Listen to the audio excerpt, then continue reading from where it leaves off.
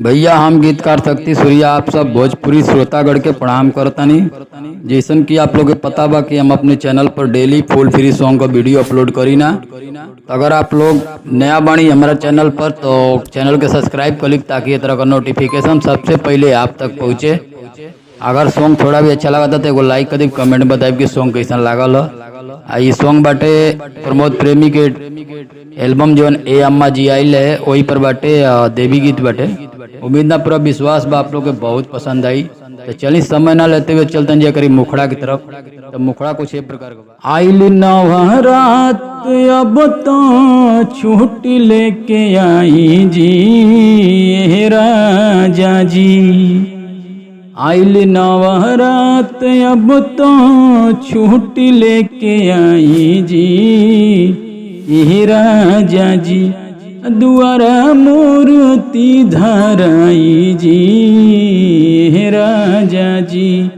चंदा गोइल बा कटाई जी हे राजा जी। बाटे सुतार पुन रो कमाई जी हे राजा जी। अदुआरा मूर्ति धराई जी हे राजा जी। चंदा गोइल बा कटाई जी हे राजा जी। तो ये रहा मुखड़ा। उम्मीद बा आप लोग को जरूर पसंद आई। तो चलिए एक अंतरा सुनाओ तनी। बड़ भाग आवह ताड़ी मैया अपना गावे में, अरउआ तो पड़ल बहानी रुपिया कमावे में।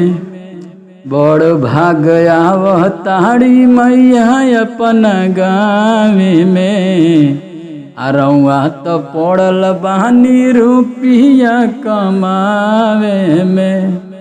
करतानी वेट अब लेट न लगाई जी हे राजा जी।